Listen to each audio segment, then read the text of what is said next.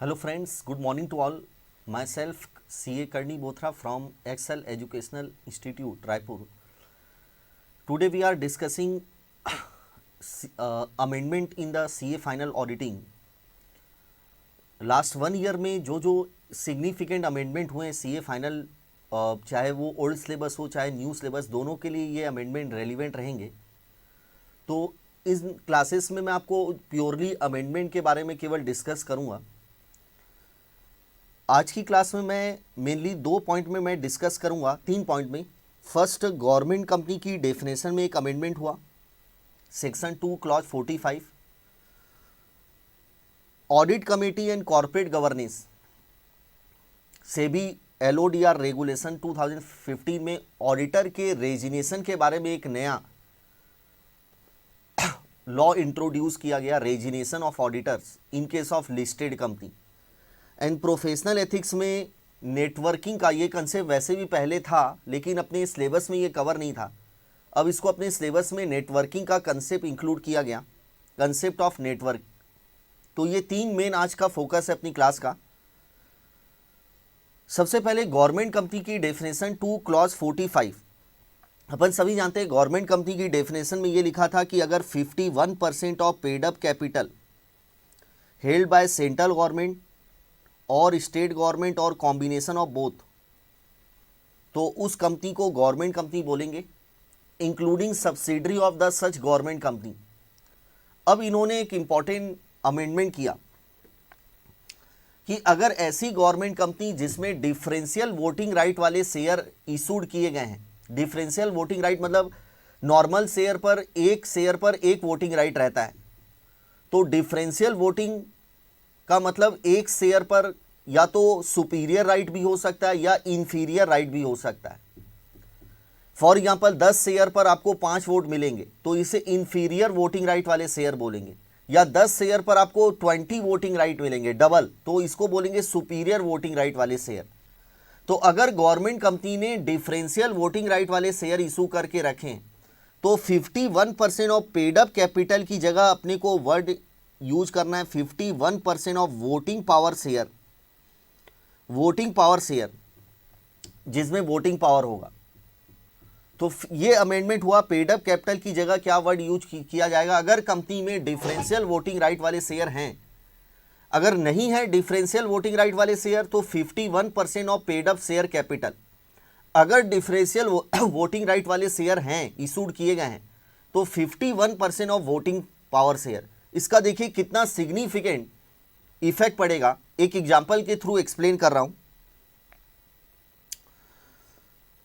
Case 1 ऐसी company जिसने differential voting right वाले शेयर इशू नहीं किए हैं, और केस 2 डिफरेंशियल वोटिंग राइट वाले शेयर हैं। कंपनी की equity share capital face value 10 रुपये है और एक शेयर पर एक वोट है। ऑर्डिनरी शेयर 200 लाख रुपए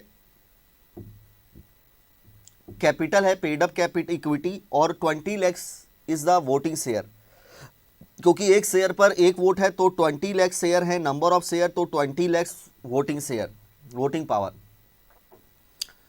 इक्विटी शेयर विथ डिफरेंशियल पहले केस में 0 है और सेकेंड केस में 100 लाख है, जिसमें 1 लाख वोटिंग शेयर है, यानी कि 10 शेयर पर एक वोट है, 10 शेयर पर, यानी इंफीरियर वोटिंग राइट वाले शेयर है। Preference share capital very important, 200 lakh है, वोटिंग पावर अपन जानते हैं कुछ नहीं रहता है। तो सोचिए अगर पहले केस में डिफरेंशियल वोटिंग राइट वाले शेयर नहीं है तो अपने को 51% ऑफ पेड अप कैपिटल देखना है, और पेड अप कैपिटल में दोनों इंक्लूड होता है, equity as well as preference. इसका मतलब अपने को पेड अप कैपिटल 400 लाख का 51% शेयर अगर गवर्नमेंट के पास है, सेंट्रल स्टेट गवर्नमेंट, तो उसे गवर्नमेंट कंपनी माना जाएगा। 400 लाख का देखेंगे इक्विटी प्लस प्रेफरेंस। लेकिन सोचिए अगर डिफरेंशियल वोटिंग राइट वाले शेयर हैं तो अब 51% of vote, paid up capital नहीं देखना है, 51% अपने को क्या देखना है, वोटिंग शेयर। तो सपोज 200 लाख की इक्विटी पेड अप कैपिटल है जिसमें 20 लाख के वोटिंग शेयर हैं, 100 लाख के डिफरेंशियल वोटिंग राइट की पेड अप कैपिटल है जिसमें 1 लाख वोटिंग शेयर है, 10 शेयर पर एक vote. Preference share capital 200 lakh, voting share 0, क्योंकि प्रेफरेंस शेयर पर वोटिंग पावर नहीं होता है। टोटल पेड अप कैपिटल हो गई 5 लाख। अपने को 51% 5 लाख का 500 लाख का नहीं निकालना है, अपने को 51% 21 लाख का निकालना है। और सोचिए यहाँ पर प्रेफरेंस शेयर कंसीडर नहीं हो रहा है, क्योंकि प्रेफरेंस शेयर पर वोटिंग पावर नहीं होता है। देयरफॉर ये सोचिए, अगर डिफरेंशियल वोटिंग राइट वाले शेयर नहीं हैं तो प्रेफरेंस शेयर भी इंक्लूड होंगे पेड अप कैपिटल में, और अगर डिफरेंशियल वोटिंग राइट वाले शेयर हैं तो प्रेफरेंस शेयर एक्सक्लूड हो जाएंगे वोटिंग पावर में। तो अपने को 21 लाख का 50% देखना है। 51% मतलब 10.5 से अधिक, मोर देन 10.5 लाख से अधिक के अगर वोटिंग पावर वाले शेयर अगर गवर्नमेंट के पास है तो उसे गवर्नमेंट कंपनी माना जाएगा। That's a first important amendment in the section 2 clause 45 meaning of government company. तो फाइनल कंक्लूजन कि अगर डिफरेंशियल वोटिंग राइट वाले शेयर इशूड किए गए हैं तो 51% ऑफ वोटिंग पावर देखना है, not the 51% of the paid up capital. अब सेकेंड इंपॉर्टेंट अमेंडमेंट जो कि सेबी के एलओडीआर रेगुलेशन में किया गया,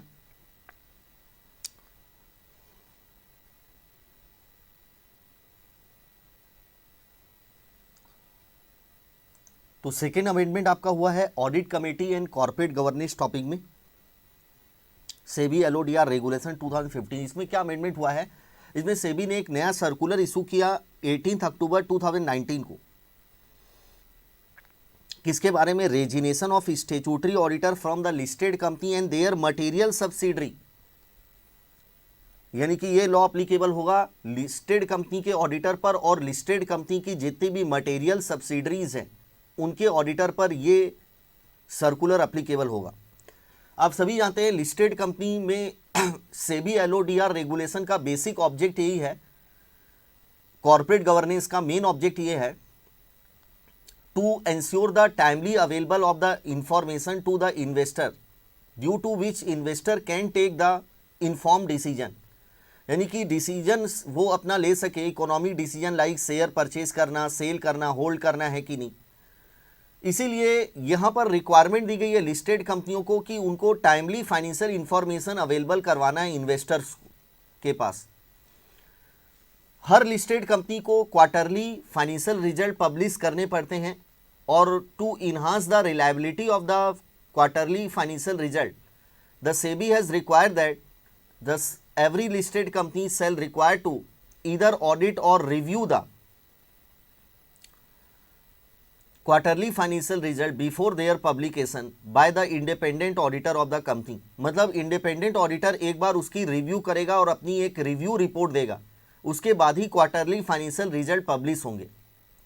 इसका मतलब क्वार्टरली रिजल्ट पब्लिश होने के में दो पर्सन का इन्वॉल्वमेंट रहेगा। एक तो मैनेजमेंट जो क्वार्टरली फाइनेंशियल रिजल्ट प्रिपेयर करेगी, और उसके बाद ऑडिटर का रोल रहेगा, ऑडिटर उसकी रिव्यू करेगा या ऑडिट करेगा, और उसके बाद फिर वो रिजल्ट पब्लिक को के पास पुटअप या पब्लिश किए जाएंगे।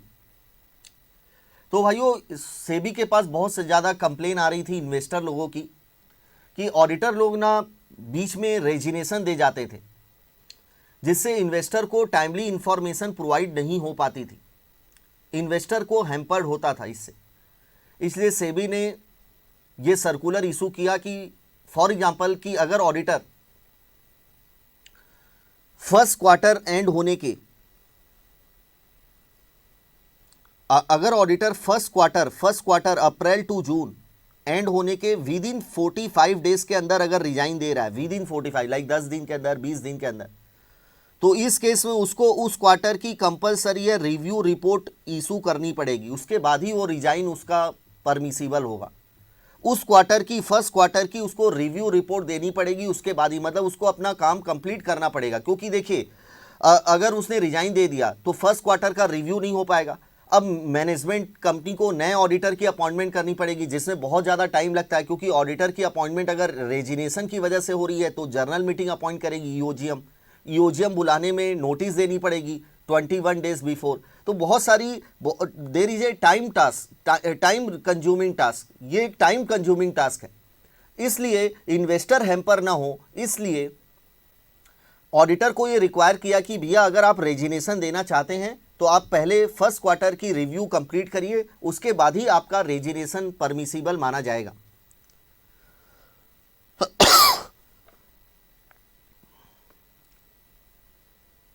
सबसे पहले मटेरियल सब्सिडरी की meaning.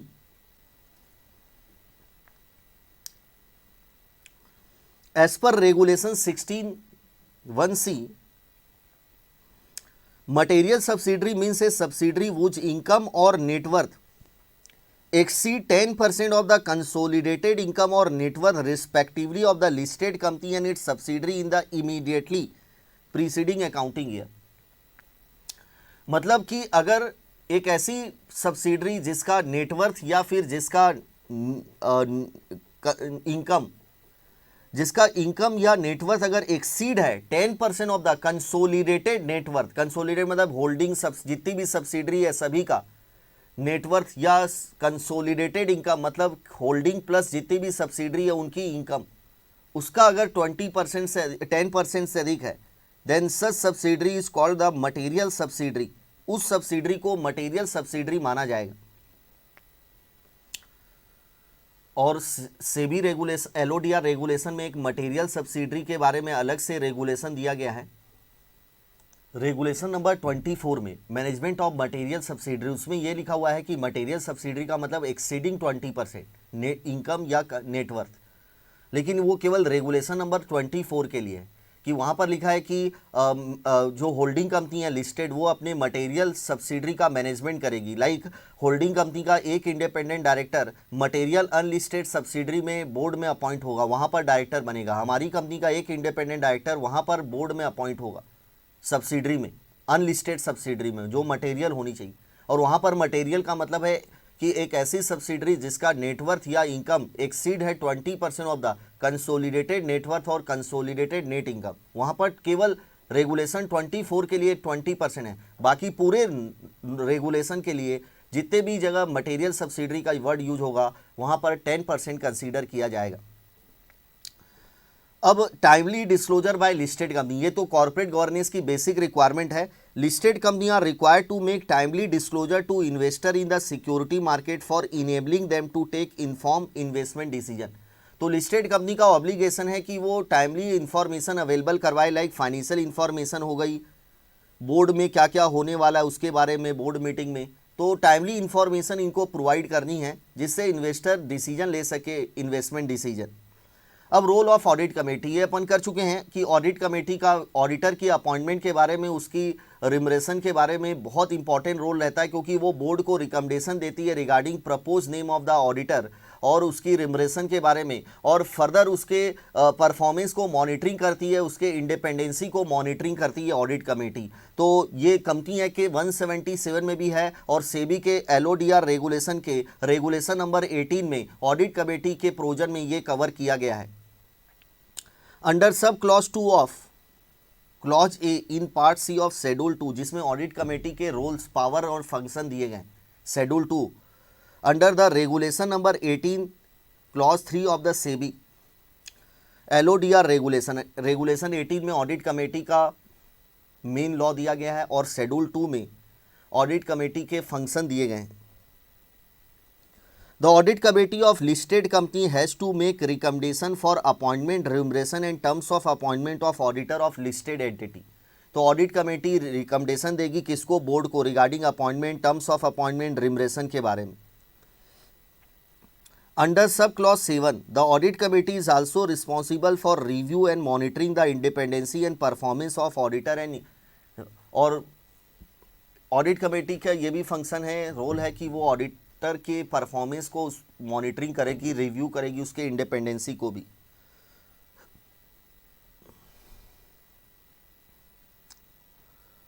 Further SEBI LODR regulation require detail reason to be disclose by listed entity to stock exchange in case resignation of auditor of listed entity as soon as possible but not later than 24 hour of receipt of such reason from the auditor. मतलब listed company की duty है, obligation है कि वो stock exchange को intimate करेगी reason of resignation के बारे में, ऑडिटर के रेजिनेशन के बारे में, as soon as possible, not later than 24 hours of the receipt of such reason.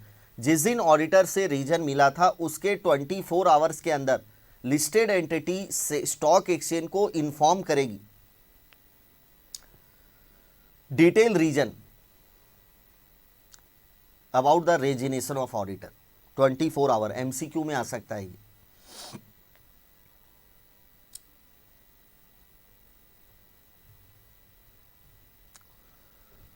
Next law ये बोलता है कि एजीएम की नोटिस में डिस्क्लोज किया जाएगा, जब एजीएम में अपॉइंटमेंट होगी ऑडिटर की 5 साल के लिए, तो उसमें डिस्क्लोज किया जाएगा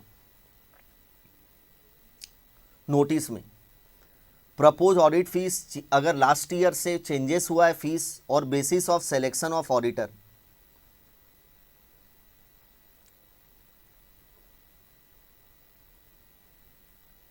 ठीक, तो फीस के बारे में नोटिस में बताया जाएगा शेयर होल्डर को, जनरल मीटिंग की एजीएम की नोटिस में। Next, resignation of auditor of listed entity or its material subsidiary before completion of audit of financial result for the year due to the reason such as preoccupation may seriously hamper investor confidence. Preoccupation मतलब auditor के पास बहुत ज़्यादा दूसरा काम आ गया है, तो वो बोल रहा है कि मैं आपकी ऑडिट नहीं कर पाऊंगा कंपनी की, क्योंकि मेरे पास दूसरे काम बहुत ज़्यादा आ गए, दूसरे काम बहुत ज़्यादा आ गए, मेरे पास बहुत ज़्यादा वर्क है और वर्कलोड बहुत ज़्यादा हो चुका है, इसलिए मैं आपकी कंपनी की ऑडिट नहीं कर पाऊँ। तो इससे नुकसान किसको हो रहा था? इन्वेस्टर का इंटरेस्ट हैम्पर हो रहा था, क्योंकि इन्वेस्टर को फिर टाइमली रिलायबल इंफॉर्मेशन नहीं मिल पाती। अब सोचिए, साल भर मैं ऑडिटर था, ईयर एंड होने वाला है, उसके पहले मैंने रिजाइन दे दिया और रीजन बता रहा हूँ प्री ऑक्यूपेशन। तो इससे अल्टीमेट, क्योंकि नया ऑडिटर आएगा, वो पूरा एंटिटी को समझेगा, ऑडिट करेगा, टाइम लगेगा, डिले होगी ऑडिट प्रोसेस। अल्टीमेट नुकसान किसको होगा? इन्वेस्टर को, क्योंकि इन्वेस्टर को टाइमली इंफॉर्मेशन अवेलेबल नहीं हो पाएगी। In light of the above, the condition to be comply upon the resignation of statutory auditor of listed entity and their material subsidiary, और material subsidiary मतलब exceeding 10% of net worth और income, क्या क्या compliance करने हैं रेजिनेशन के बारे में? लिस्टेड एंटिटी ये 6 पॉइंट का ए है, A number point, second B,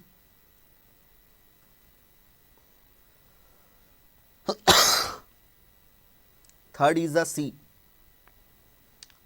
तो 3 मेन पॉइंट है A B C, 6A B C। A auditor के लिए है। देखिए क्या बोलता है, अगर ऑडिटर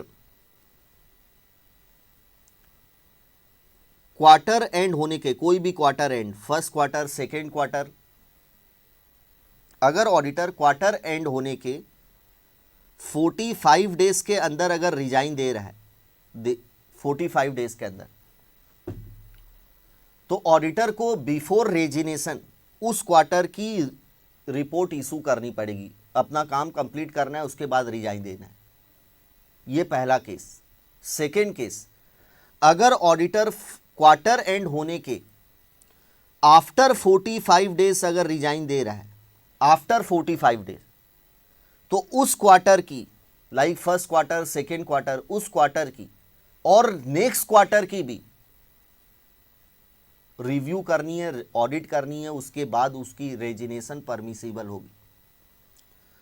और थर्ड केस, अगर ऑडिटर ने 3 क्वार्टर साइन कर लिया है, 3 quarter, first quarter, second quarter, third quarter, अब वो लास्ट क्वार्टर से पहले थर्ड क्वार्टर साइन कर लिया, अब फोर्थ क्वार्टर से पहले वो रिजाइन देना चाहता है, तो भैया बोल रहा है नहीं भैया, तुमने तो 3 क्वार्टर कर लिए, दिसंबर तक की ऑडिट कर लिए, अब तुमको फोर्थ क्वार्टर भी करना पड़ेगा, एज वेल एज पूरे फाइनेंशियल ईयर की जो स्टेचूटरी ऑडिट होगी वो भी कंप्लीट करनी पड़ेगी। उसके बाद ही आपका रेजिनेशन परमिसिबल माना जाएगा। तो आइए 6A, all the listed entity material subsidiary shall ensure compliance with following condition while appointing or reappointing the auditor. Resign first case within 45 days of the quarter end. If the auditor resign within 45 days from the end of the quarter of a financial year, like April to June, June के बाद retire कर रहा है within 45 days के अंदर, then the auditor shall before such resignation issue the limited review or audit report for such quarter. पहले report उस quarter की इशू करो, उसके बाद रेजिनेशन परमिसिबल होगी। अगर रिजाइन आफ्टर 45 डेज हो रहा है of the quarter end, if the auditor resign after 45 day from the end of the quarter of financial year, then the auditor shall before such resignation issue the limited of for such quarter limited review या फिर audit report for such as well as the next quarter, दोनों quarter की देनी पड़ेगी।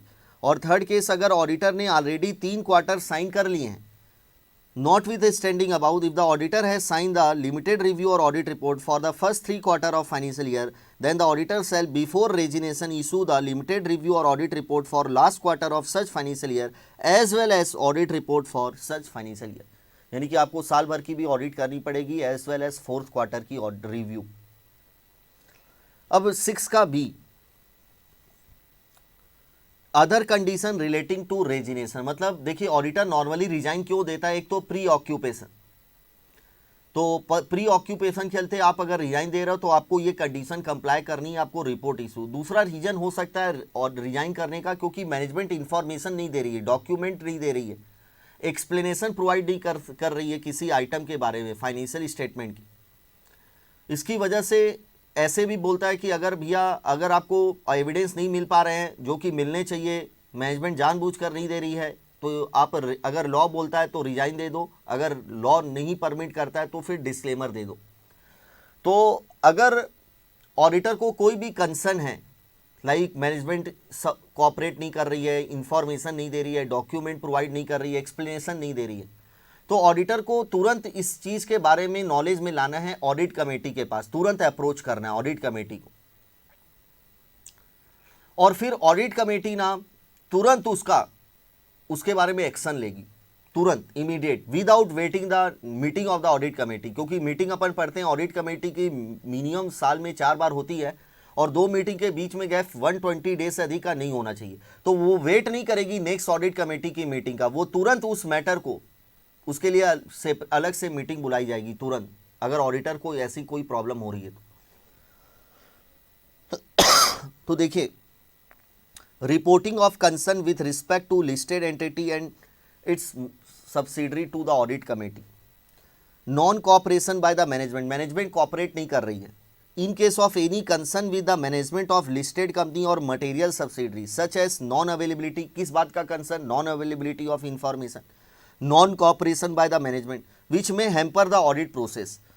The auditor shall approach the audit chairman of audit committee of listed entity. An audit committee shall receive such concern directly and immediately without specifically waiting for quarterly audit committee. मतलब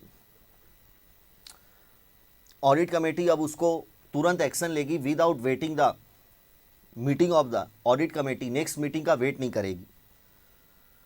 second भी वही है, non receipt of information और explanation, जो first था वही है, non cooperation वही non. In case the auditor propose to resign, all concern with respect to propose resignation along with relevant document shall be brought to the notice to. अगर auditor resign देना चाहता है तो resign देने से पहले उसको जो जो कंसर्न है, like non receipt of information और उसके documentary evidence, shall be brought to the notice of audit committee in case where proposed resignation is due to non-receipt of information or explanation from the company.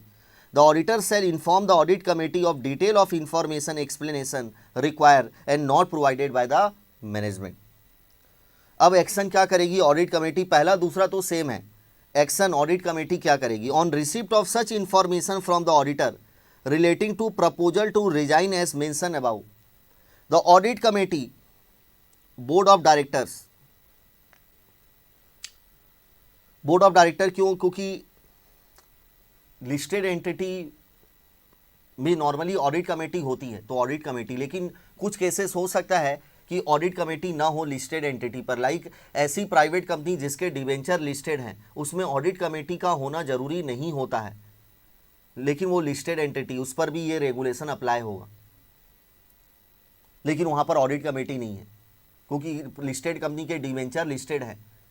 आप देखेंगे stock exchange में यहाँ तो कम से कम 12 से 15 private कंपनियों के डिवेंचर बॉन्ड लिस्टेड है स्टॉक एक्सचेंज, तो वो लिस्टेड एंटिटी तो है, लेकिन उस कंपनी में ऑडिट कमेटी के प्रोविजन अप्लीकेबल नहीं होते, न ही 177 और न ही सेबी का LODR रेगुलेशन में रेगुलेशन 18 वो अप्लीकेबल नहीं होता है। तो a board of director as the case may be shall deliberate on the matter and communicate its view to the management and auditor.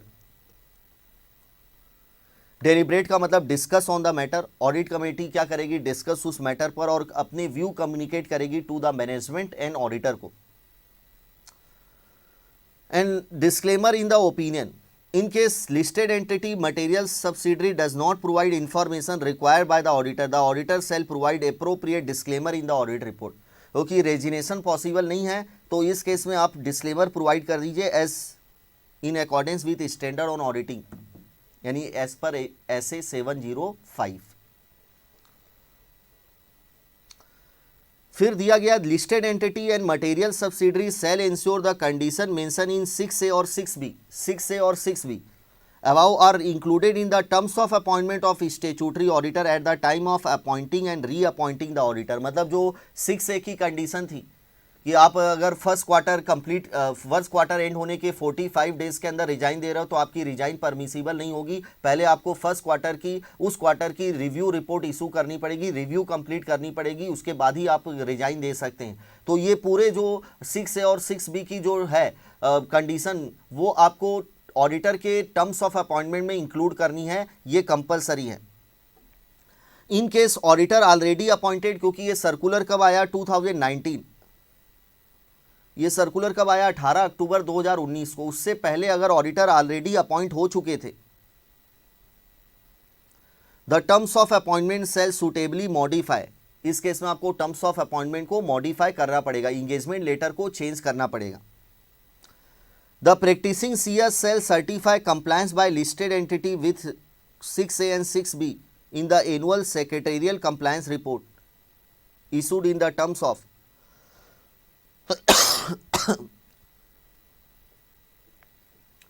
तो secretarial compliance report annually issue की जाती है CS के द्वारा, जिसमें CS सर्टिफाई करेगा कि 6A और 6B की रिक्वायरमेंट को कंप्लाई किया गया. C नंबर पॉइंट में ऑब्लिगेशन दिया गया है लिस्टेड एंटिटी और उसकी मटेरियल सब्सिडरी का, कि जब भी ऑडिटर रिजाइन देगा ना तो रेजिनेशन के बारे में स्पेसिफाई फॉर्मेट में इंफॉर्मेशन लेनी है कंपनी को ऑडिटर से. ऑडिटर एक फॉर्म फाइल करेगा, वो फॉर्म एनेक्जर 1 में दिया गया. ये फॉर्म ऑडिटर फाइल करेगा और लिस्टेड एंटिटी को देगा, और लिस्टेड एंटिटी इस फॉर्म के बेसिस पर उसका डिस्क्लोजर प्रोवाइड करेगी स्टॉक एक्सचेंज को. स्टॉक एक्सचेंज को इन्फॉर्म करेगी लिस्टेड एंटिटी. तो ऑडिटर लिस्टेड एंटिटी को बताएगा रेजिनेशन के बारे में, पूरा डिटेल उसमें इंफॉर्मेशन रहेगी, क्यों रिजाइन दे रहा है, रीजन क्या है रेजिनेशन का, ये पूरी इंफॉर्मेशन वो प्रोवाइड करेगा. और फिर लिस्टेड एंटिटी की ड्यूटी है कि वो स्टॉक एक्सचेंज को डिस्क्लोज करेगी रीजन. अब सेकेंड थिंग इसमें ये दी गई कि अगर ऑडिटर सेकेंड क्वार्टर की ऑडिट कर रहा है, रिव्यू कर रहा है, रिव्यू रिपोर्ट देने वाला है और उसने रिजाइन देना है उसे, तो उसने फर्स्ट क्वार्टर कंप्लीट कर लिया, उसके बाद उसको रिजाइन देना था, लेकिन लॉ ये बोलता है कि नहीं भैया, आप अगर क्वार्टर एंड होने के विद इन 45 डेज़ के अंदर रिजाइन दे रहे हैं तो आपको उस क्वार्टर की रिव्यू कंप्लीट करनी है, ऑडिट रिपोर्ट इशू करनी है. तो मैं सेकेंड क्वार्टर की रिव्यू कर रहा हूँ, तो इस पीरियड के दौरान मैनेजमेंट को कॉपरेट करना है ऑडिटर के साथ. ऐसा नहीं कि ये ऑडिटर रिजाइन देने वाला है तो मैनेजमेंट ये ना बोले कि हम क्यों कॉपरेट करें, हम क्यों इन्फॉर्मेशन दें, अल्टीमेट ये तो रिजाइन देने वाला है. ऐसा नहीं होना चाहिए. मैनेजमेंट फुल्ली कॉपरेट करेगी ऑडिटर को, जो इन्फॉर्मेशन ऑडिटर को चाहिए मैनेजमेंट की ड्यूटी है कि प्रोवाइड करनी है. और अपन ने पढ़ा था कि ऑडिटर जब भी रिजाइन देगा तो ऑडिट कमेटी को पहले जो भी कंसर्न है like non availability of information, वो तुरंत ऑडिट कमेटी के चेयरमैन को डिस्क्लोज करेगा, प्रोवाइड करेगा, और ऑडिट कमेटी उसको डिस्कस डेलिब्रेट करेगी और फिर वो अपने व्यू बताएगी मैनेजमेंट और ऑडिटर दोनों को. तो अगर ऑडिटर रिजाइन देता है और ऑडिट कमेटी को जो ऑडिटर ने बताया था कि भैया मुझे ये इन्फॉर्मेशन नहीं मिल रही है, मुझे ये एक्सप्लेनेशन नहीं मिल रहा है, तो ऑडिट कमेटी उसको डिस्कस करने के बाद जो भी कंक्लूजन निकला है उसको स्टॉक एक्सचेंज को इंटीमेट करना है. ये ऑडिट कमेटी की रिस्पॉन्सिबिलिटी है. तो आइएगा तीन चीज़. पहला, obtain information from the statutory auditor upon the resignation. Upon the resignation the listed entity और material subsidiary shall obtain information from the auditor in the format specified in the annexure A. Annexure A पढ़ने की जरूरत नहीं है, specify format जो annexure A में दिया है उसमें इंफॉर्मेशन लेनी है। इसमें ऑडिटर पूरी डिटेल बताएगा रेजिनेशन के बारे में। The listed entity shall ensure disclosure of the same, और लिस्टेड एंटिटी उसको डिस्क्लोज करेगी under regulation 32 of SEBI LODR. किसको डिस्क्लोज करेगी? स्टॉक एक्सचेंज को,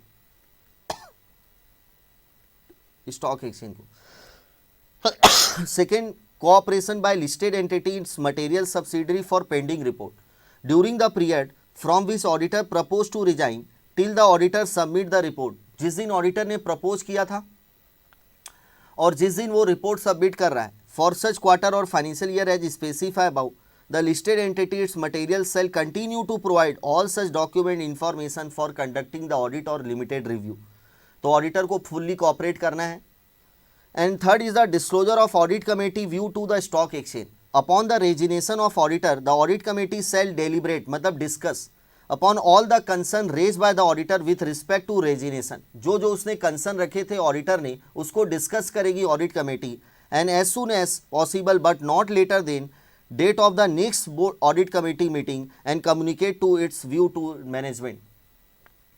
तो जैसे ही ऑडिटर ने रेजिनेशन के बारे में ऑडिट कमेटी को बताया कि भैया ये इन्फॉर्मेशन मुझे नहीं मिल रही, इस वजह से मैं रिजाइन देना चाहता हूँ, तो ऑडिट कमेटी उसको डेलिब्रेट डिस्कस करेगी इमीडिएटली, तुरंत, as soon as possible but not later than date of next audit committee meeting. मतलब उसको नेक्स्ट ऑडिट कमेटी मीटिंग से लेटर नहीं किया जा सकता। एनी हाउ आपको नेक्स्ट ऑडिट कमेटी की मीटिंग तक उसको उस मैटर को रिजॉल्व करना है ऑडिट कमेटी को, और अपनी व्यू, फाइनल व्यू बताना है मैनेजमेंट को। The listed entities shall ensure disclosure of the audit committee view to the stock exchange as soon as possible but not later than 24 hours after the date of the audit committee meeting। और company की duty है listed entity की कि जो audit committee के view है वो stock exchange को भी इंटीमेट करना है within 24 hour from the date of the audit committee meeting. जिस कमेटी की मीटिंग में डेलिब्रेशन हुआ था उसके 24 आवर्स के अंदर ये स्टॉक एक्सचेंज को इंटीमेट करना है। In case of entity is not mandated, अगर ऑडिट कमेटी नहीं है, लाइक लिस्टेड प्राइवेट कंपनी जिसके डिवेंचर स्टॉक एक्सचेंज में लिस्टेड है, वहां पर ऑडिट कमेटी नहीं है, तो board of director shall ensure compliance of this circular.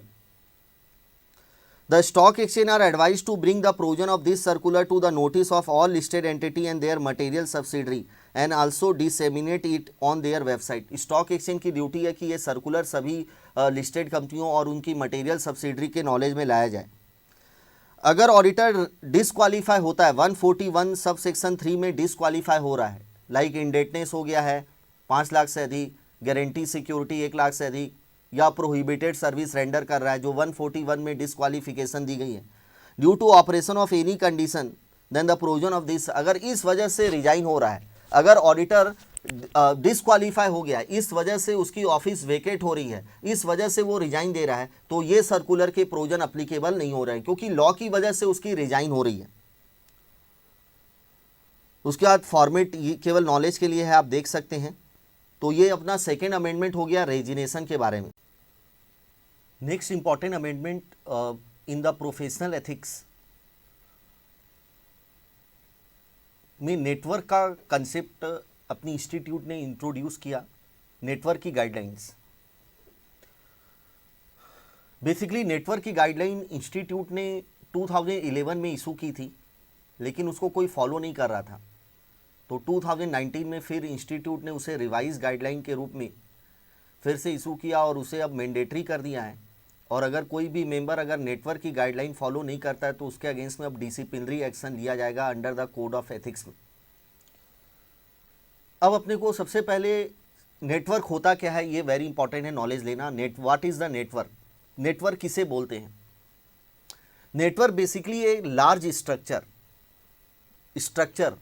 किसका? ऑफ द सीए फर्म, जो कि कॉमन ब्रांड नेम का यूज करते हैं, कॉस्ट और प्रॉफिट शेयरिंग करते हैं, रिसोर्सेस का शेयरिंग करते हैं, कॉमन क्वालिटी कंट्रोल की पॉलिसी वहां पर उन सभी नेटवर्क के अंदर जितनी सीए फर्म है उनके यहां फॉलो की जाती।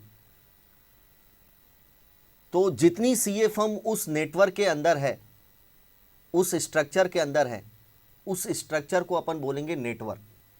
For example KPMG, is the network, KPMG is the network. उसके अंदर ना 3 ब्रांचेस है केपीएमजी के अंदर, एक ऑडिट, एक टैक्सेशन और third is the advisory. Audit के अंदर ना 7 फर्म्स है उस नेटवर्क के अंदर, ऑडिट फर्म के अंदर। ऑडिट फर्म का नाम है BSR and company, BSR associates and associate, इसी तरह से 7 फर्म है उस नेटवर्क के अंदर, ऑडिट फर्म के नेटवर्क के अंदर। उसी तरह टैक्सेशन के अंदर बहुत सारे फर्म्स हैं। तो केपीएमजी इज द नेटवर्क, और जो उसके अंदर नेटवर्क के अंदर जो फर्म है उसे बोलते हैं अपन नेटवर्क फर्म। तो KPMG is the large structure, और इसका पर्पज है कि हमारे अंदर जितने भी सीए फर्म हैं वो एक कॉमन ब्रांड नेम का यूज करे, common profit and cost sharing करे, रिसोर्सेज का शेयरिंग करे, कॉमन क्वालिटी कंट्रोल की पॉलिसी वहाँ पर अप्लाई की जाए, कॉमन बिजनेस स्ट्रेटजी हो। ये सभी अगर करेक्टिसिटीज़ होते हैं तो उसको अपन नेटवर्क बोलते हैं। अब इसका मिस यूज होने लग गया था, क्योंकि ऑडिट में सबसे इंपॉर्टेंट है इंडिपेंडेंसी की रिक्वायरमेंट होना, क्योंकि ऑडिट का मतलब ही होता है कि audit is the independent examination of the financial information of the entity, जिसके लिए लॉ में वेरियस प्रोविजन इंट्रोड्यूस किए गए कंपनीज एक्ट में, like 144 prohibited services. For example KPMG is the network, उसकी एक फर्म है बीएसआर एंड कंपनी, वो स्टेचूटरी ऑडिट कर रही है, statutory audit of the listed entity. और उसकी एक दूसरी नेटवर्क फर्म है बीएसआर एंड एसोसिएट, वो इंटरनल ऑडिट की सर्विस प्रोवाइड कर रही है। सोचिए यहाँ पर वायलेशन हो रहा है सेक्शन 144 का, क्योंकि सेम नेटवर्क के अंदर जितनी भी फर्म आती है वो प्रोहिबिटेड सर्विसेज रेंडर नहीं कर सकती। अगर आप स्टेचूटरी ऑडिटर हैं तो आप या आपकी जितनी भी नेटवर्क फर्म होगी वो prohibited services like internal audit service, book keeping and accounting service, management services, ये सभी रेंडर नहीं कर सकते। सिमिलरली सेकेंड लॉ रोटेशन के बारे में सेक्शन 139 में दिया गया है कि जो बिग कंपनियां हैं, listed company, other public company जिसकी पेड अप कैपिटल 10 करोड़ है, इन सभी कंपनियों में ऑडिटर रोटेशन होना मैंडेटरी है 5 ईयर और 10 ईयर्स के बाद। लाइक प्रोप्राइटरशिप फर्म है तो 5 ईयर और पार्टनरशिप फर्म है तो 10 ईयर्स। तो मान लीजिए बीएसआर कंपनी 10 साल के लिए ऑडिटर अपॉइंट होती है लिस्टेड कंपनी का, और उसके बाद बीएसआर एंड एसोसिएट्स को अपॉइंट कर दिया जाता है नेक्स्ट ऑडिटर। तो यहाँ पर भी वायलेशन हो रहा है सेक्शन 139 का, क्योंकि सेम नेटवर्क फर्म जो सेम नेटवर्क को बिलोंग करती है जितनी भी फर्म, वो उस पर रोटेशन का लॉ अप्लीकेबल हो जाएगा। दैट मीन्स 5 साल तक उस नेटवर्क के अंदर जितनी भी फर्म है वो उस कंपनी का स्टेचूटरी ऑडिटर अपॉइंट नहीं हो सकता है। तो इसीलिए इंस्टीट्यूट ने अब मैंडेटरी कर दिया है कि जो भी नेटवर्क होंगे उनको कंपलसरी है आईसीआई से रजिस्ट्रेशन लेना है, और ये रजिस्ट्रेशन लेने की रिस्पॉन्सिबिलिटी किसकी रहेगी? नेटवर्क के फर्म की। जितने उनके नेटवर्क के अंदर जो फर्म आ रही है उनकी रिस्पॉन्सिबिलिटी है कि अपने नेटवर्क का क्या करवाना है, रजिस्ट्रेशन आईसीआई के पास। ये मेन पर्पज है नेटवर्क के बारे में गाइडलाइन लाने का। तो आइएगा नेटवर्क के बारे में देखिए। It is clarify that association with network like BSR and company, BSR and associate, BSR and co, जितनी भी एसोसिएशन है जो नेटवर्क से है associate, as a medium of referral of professional work is permissible only if, मतलब network तभी permissible होगा जब network is first condition is network must be registered with the institute. Second, comprising network firm में केवल CA या charter accountant firm होनी चाहिए। CA and charter accountant, इसका मतलब अदर प्रोफेशनल की फर्म नेटवर्क में इंक्लूड नहीं होनी चाहिए। हाउएवर अपना professional ethics, code of conduct, schedule 1, part 2, part 3 ये सभी परमिट करता है कि एक सीए नॉन सीए के साथ पार्टनरशिप कर सकता है, लाइक सीएस के साथ, सीएमए के साथ, एडवोकेट के साथ। लेकिन यहाँ पर लिखा गया कि नेटवर्क में जो भी फर्म होगी वो सीए फर्म ही होनी चाहिए। And third is the govern by the institute network guideline as given below, मतलब उसे नेटवर्क गाइडलाइन फॉलो करनी पड़ेगी। तो 3 कंडीशन आपको सेटिस्फाई करनी है। अगर आपको नेटवर्क इस्टेब्लिश करना है, अगर एसोसिएशन ऑफ फर्म को अगर नेटवर्क इस्टेब्लिश करना है तो उन्हें 3 कंडीशन सेटिस्फाई करनी, उस नेटवर्क का रजिस्ट्रेशन करवाना है आईसीए के पास। सेकेंड कंडीशन इज द उस नेटवर्क में जितनी भी फर्म होनी चाहिए वो चार्टर अकाउंटेंट फर्म होनी चाहिए। और third condition that follow the guideline, network guideline जो फॉलो करनी है। ये 3 कंडीशन कंपलसरी आपको सेटिस्फाई करनी है। उसके बाद फर्स्ट शेड्यूल के बारे में दिया गया जो अपन ऑलरेडी पढ़ चुके हैं, clause 2, clause 3, clause 4 and clause 6। Schedule 1 part 1 clause 2, 3, 4 and 6।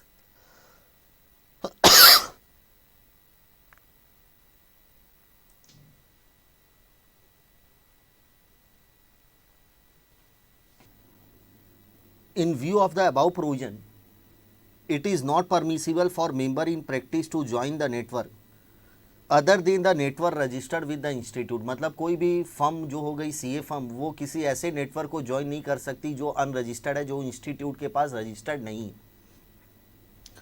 member may join that member may note that joining such network as mentioned above may result in non-compliance of the said provision of the act, resulting in disciplinary proceeding in accordance with the। अगर member अगर join करता है ऐसे network को जो unregistered है तो member के अगेंस्ट में डिसिप्लिनरी प्रोसीडिंग इनिशिएट की जा सकती हैं। अब नेटवर्क के अंदर गाइडलाइन फॉर नेटवर्किंग, जिसमें आपको ना ए से लेकर के पॉइंट मिलेंगे, जिसमें सबसे इंपॉर्टेंट है ए और बी नंबर पॉइंट सबसे इंपॉर्टेंट है। बस ये खत्म हो गया ना, नेटवर्क का कंसेप्ट आपका कंप्लीट हो गया, नेटवर्क की गाइडलाइन कंप्लीट हो गई। मेन ये 2 है। सबसे पहले नेटवर्क होता क्या है, ये आपको एज इट इज एग्जाम में लिखना है। अगर नेटवर्क के बारे में कोई भी केस स्टडी आती है तो आपको नेटवर्क की मीनिंग लिखनी है। नेटवर्क की मीनिंग, नेटवर्क मतलब लार्ज स्ट्रक्चर जिसके अंदर बहुत सारी फर्म्स है, CA firm, large structure. Vertical form में बहुत सारी सीए फर्म हैं। That is aim at cooperation. Purpose है क्यों नेटवर्क बनाया गया है, कोऑपरेशन, एक दूसरे की हेल्प करना, cooperation. And that is clearly aim at sharing, और क्लियरली शेयरिंग होनी चाहिए। क्या क्या चीज़ों की, या तो प्रॉफिट और कॉस्ट की शेयरिंग, प्रॉफिट और कॉस्ट मतलब आपका प्रॉफिट शेयरिंग होगा आपकी फर्म का दूसरे नेटवर्क फर्म के साथ।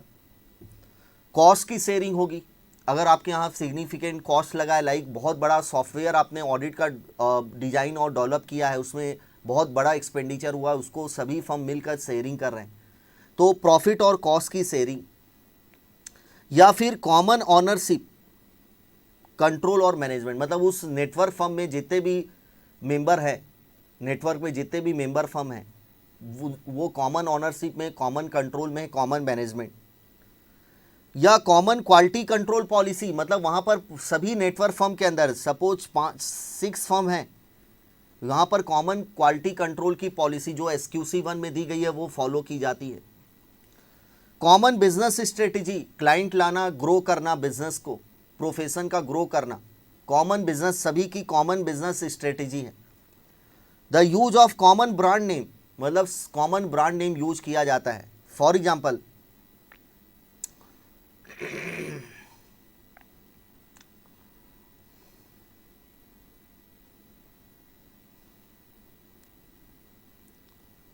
डिलॉयट हो गई, बिग 4 में जो फर्म है, लाइक KPMG हो गई, आपका डिलॉयट हो गई, E&Y हो गया, PwC प्राइस वाटर हाउस हो गया, तो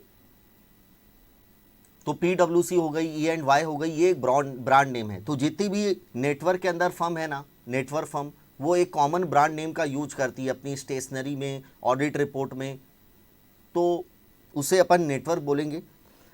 या फिर significant sharing of the professional resources, like employ staff की शेयरिंग होती है, सॉफ्टवेयर की शेयरिंग होती है, ऑडिट सॉफ्टवेयर की शेयरिंग होती है, रिसोर्सेज की शेयरिंग हो रही है, तो उसे नेटवर्क माना जाएगा। तो नेटवर्क की डेफिनेशन क्या हुई, एक large structure that aim to cooperation के लिए बनाई गई है, एंड वहाँ पर शेयरिंग होगी, that is clearly aim at sharing. किस किस चीज़ की? कॉस्ट और profit sharing, common ownership control और management, common quality control policy and procedure, common business strategy, the use of the common brand name and the significant sharing of the significant. याद रखिएगा, अगर छोटा मोटा ई मटेरियल शेयरिंग हो रहा है तो उसे नेटवर्क नहीं माना जाएगा। Significant part of the professional resources sharing हो रही है तो उसे अपन नेटवर्क बोलेंगे। और उसके अंदर जितनी भी फर्म है ना, लाइक केपीएमजी के नेटवर्क के अंदर, केपीएमजी इज द नेटवर्क, उसके अंदर जितनी भी फर्म है, BSR and company, BSR and associate, BSR and co, वो उनको अपन क्या बोलेंगे? Network firm. Network firm means a firm और entity that belong to the network.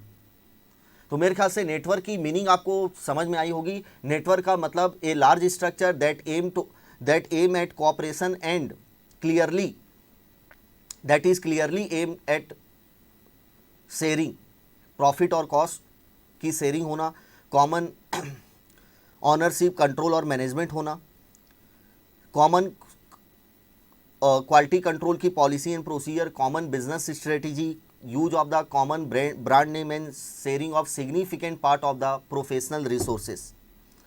अब बी नंबर पॉइंट में ना उसको डिटेल में बताया गया है, डिटेल में बताया गया है। जो ये शेयरिंग वाले पॉइंट है ना उसको डिटेल में, कि किसको नेटवर्क माना जाएगा और किसको नेटवर्क नहीं माना जाएगा।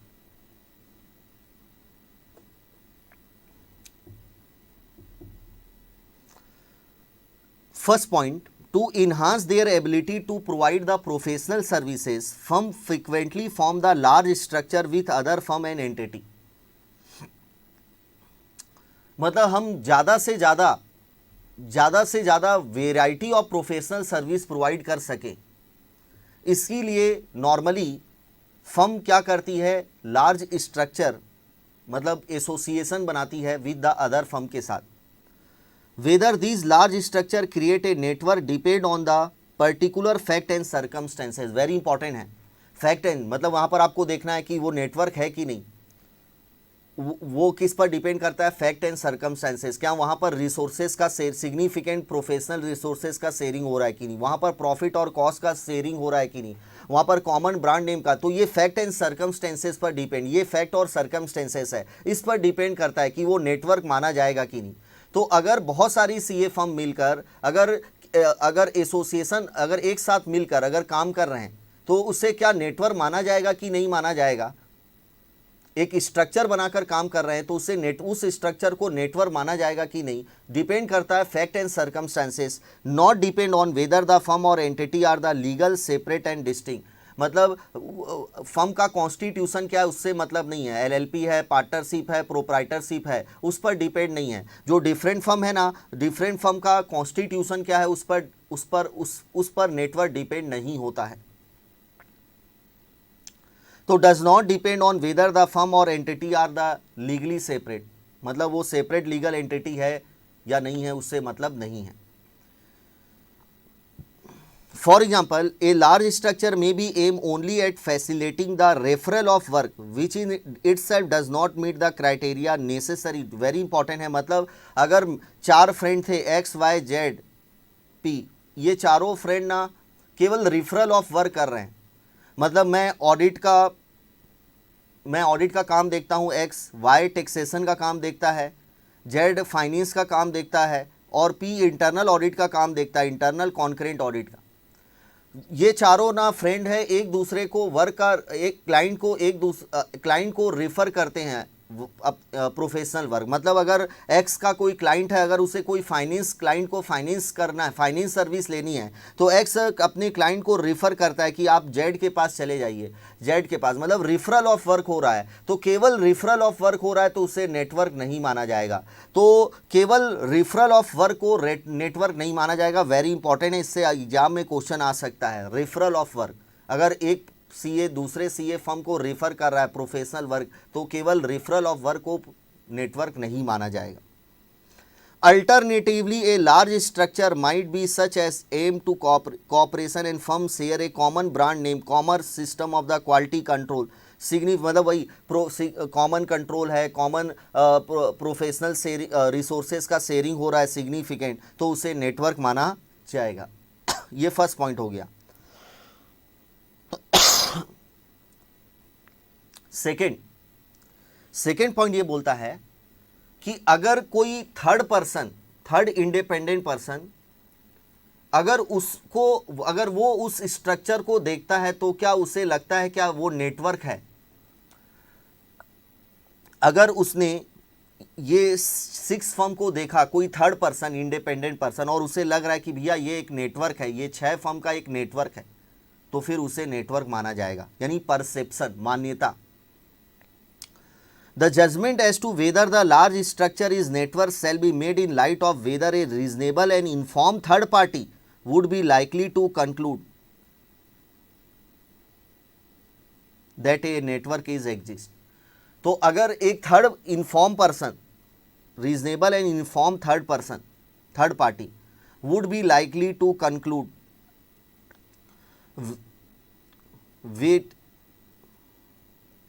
तो सेकेंड पॉइंट में समझ में आया होगा कि एक inform third party weighing all the specific fact and circumstances, वही फैक्ट एंड सर्कमस्टेंसेस मतलब वही common brand name, common quality control policy, इनको वेइंग करते हुए, मतलब इसको मूल्यांकन करते हुए, इवैल्यूएशन करते हुए अगर वो कंक्लूजन निकालता है कि हाँ भैया ये यहाँ पर नेटवर्क एग्जिस्टेंस में है, तो उसे नेटवर्क माना जाएगा।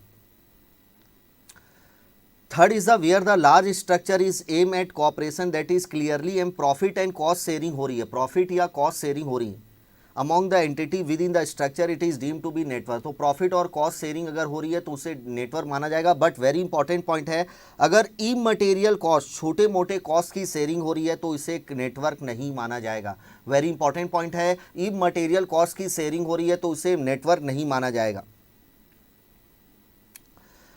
In addition, if sharing of costs is limited only to those costs relating to development of audit methodology, audit manual or training course, this would not itself create a network। मतलब अगर cost की sharing हो रही है only limited to the audit methodology, मतलब एक firm, एक network है, मान लीजिए उसके अंदर 5 फर्म हैं, पांचों फर्म ने मिलकर बोला कि हम एक कॉमन ऑडिट मेथोलॉजी अडॉप्ट करेंगे, इसके लिए उन्होंने एक कॉमन ऑडिट मेथोलॉजी बनाई है, ऑडिट मैनुअल प्रिपेयर किया है, तो उसकी कॉस्ट की अगर शेयरिंग हो रही है उन सभी के बीच में तो उसे नेटवर्क नहीं माना जाएगा। Further an association between a firm and otherwise unrelated entity to jointly provide a service और develop a product does not itself create है। मतलब अगर 2 फर्म एसोसिएशन मिलकर अगर जॉइंटली सर्विस प्रोवाइड कर रहे हैं, फॉर एग्जांपल जॉइंट ऑडिट, अगर A and company and C and company अगर जॉइंटली अगर सर्विस प्रोवाइड कर रहे हैं या टू डेवलप ए प्रोडक्ट, तो उसे नेटवर्क नहीं माना जाएगा।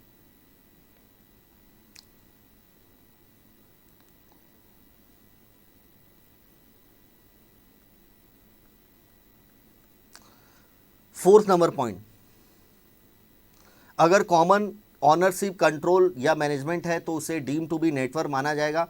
और कॉमन कंट्रोल कैसे हो सकता है? बाय कॉन्ट्रैक्ट और अदर मीन्स। कॉन्ट्रैक्ट करके मतलब अगर सभी फर्म के बीच में एक एग्रीमेंट हुआ है कि कॉमन कंट्रोल रहेगा, कॉमन मैनेजमेंट रहेगा, तो फिर उस केस में उस स्ट्रक्चर को नेटवर्क माना जाएगा। Next is the common quality control की पॉलिसी एंड प्रोसीजर फॉलो रही है, is deem to be the network. मतलब अक्रॉस द उस नेटवर्क के अंदर जितनी भी सीए फर्म है उसके, हाँ फॉर एग्जांपल केपीएमजी, उसके अंदर सपोज ऑडिट के अंदर 7 सीए फर्म है, बीएसआरएन कंपनी, बीएसआरएन एसोसिएट, तो उन 7 फर्म के यहाँ अक्रॉस द एक कॉमन क्वालिटी कंट्रोल की पॉलिसी एंड प्रोसीजर फॉलो की जाती है, तो उसे डीम टू बी नेटवर्क माना जाता है।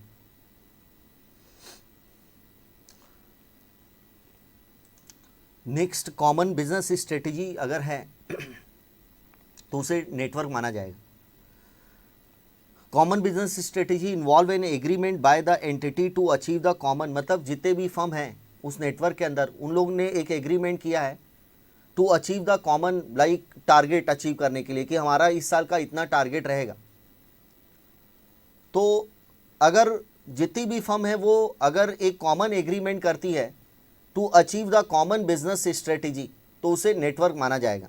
बट एक एंटिटी को नेटवर्क नहीं माना जाएगा अगर मैं, मेरी फर्म और एक और दूसरी फर्म अगर जॉइंटली मिलकर अगर कोई टेंडर प्रपोजल सबमिट करती है to get the professional work, tender submit करती है to get the professional work, तो इस केस में उसे नेटवर्क नहीं माना जाएगा। वेरी इंपॉर्टेंट लाइन है, इससे आपका क्वेश्चन केस स्टडी बन सकता है। एक entity is not deemed to be network merely because it cooperate with another entity solely to respond jointly to a request for proposal for the provision of service। मतलब अगर दो firm मिलकर अगर किसी टेंडर के लिए टेंडर सबमिट कर रही है, टेंडर के रिस्पांस दे रही हैं, प्रपोजल फॉर प्रोफेशनल सर्विस, तो इस केस में उसे नेटवर्क नहीं माना जाएगा।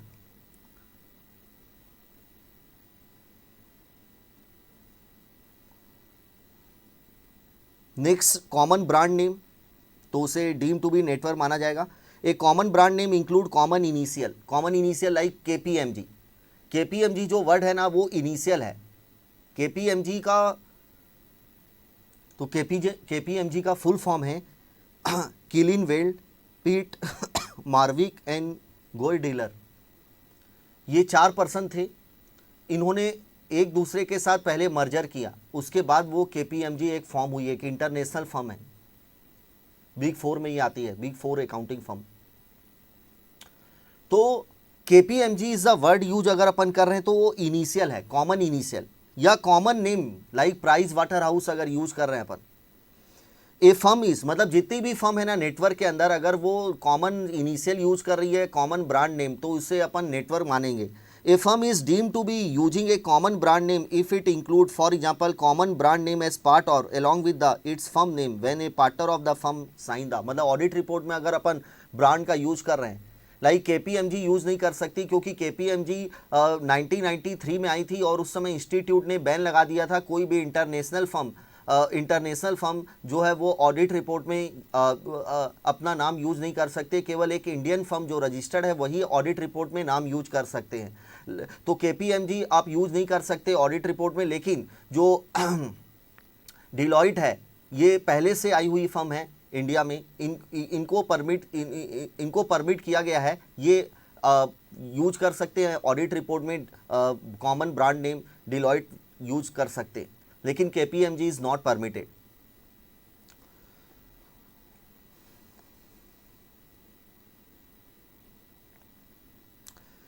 नेक्स्ट, अगर स्टेशनरी और प्रमोशनल मटेरियल में भी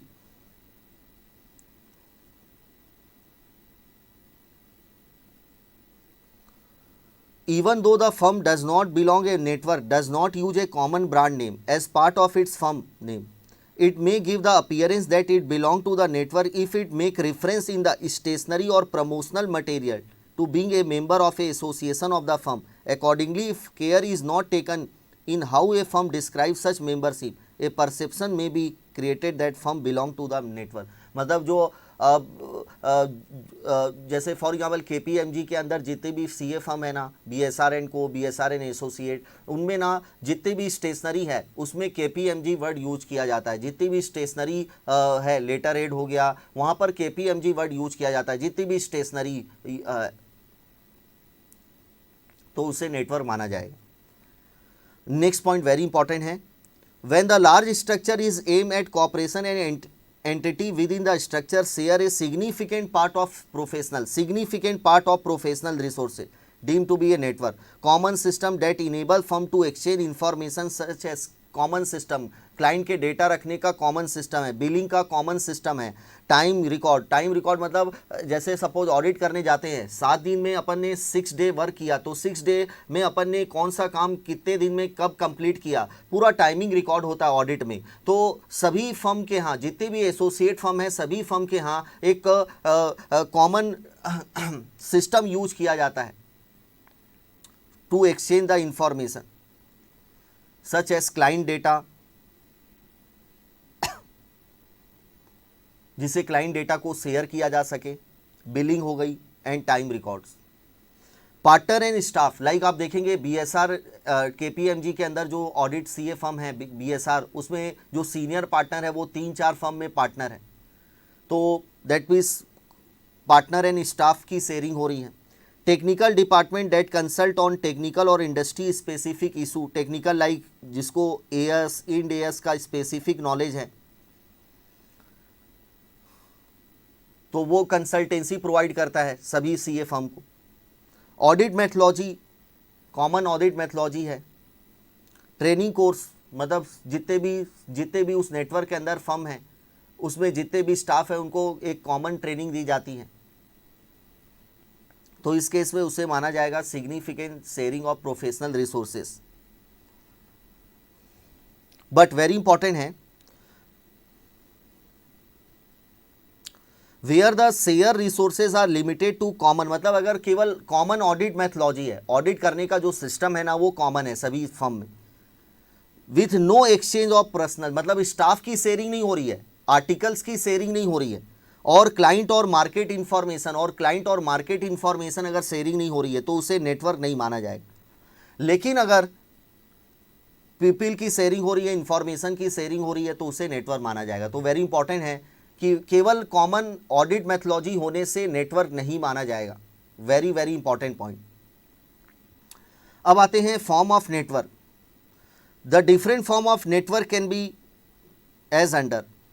ए network can be constitute a mutual entity which act as a facilitator, मतलब किसी भी फॉर्म में रजिस्टर्ड हो सकती है नेटवर्क, वो पार्टनरशिप फर्म भी, एलएलपी, एक कंपनी के फॉर्म में भी नेटवर्क रजिस्टर्ड हो सकती है, जो उसका काम है फैसिलेटर के रूप में फॉर द जो उन्होंने उस नेटवर्क को जिसने बनाया है, for the constitute of the network, जितने भी सीए फर्म है, ऑडिट फर्म है, उन्होंने जो नेटवर्क बनाया है उनको फैसिलेटर के रूप में एक्ट करती है। In such a case network itself will not, network खुद कोई प्रोफेशनल सर्विस प्रोवाइड नहीं करती है। A network can be constitute as a partnership subject to condition that total number of partner does not exceed 20. A network can be constituted as a limited liability partnership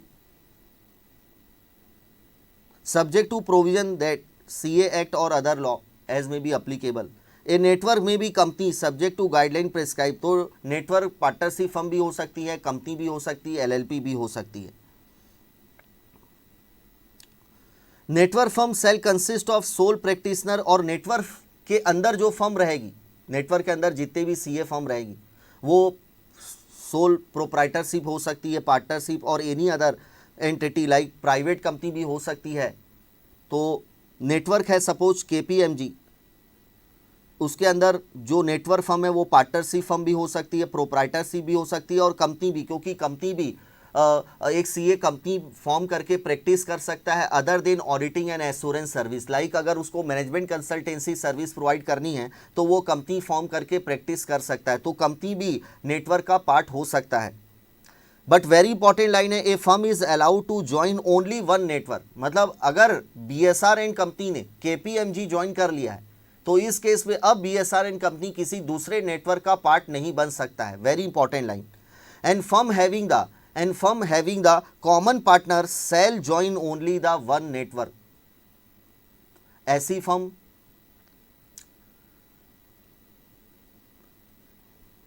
common partner है वो केवल एक ही network को join कर सकते हैं।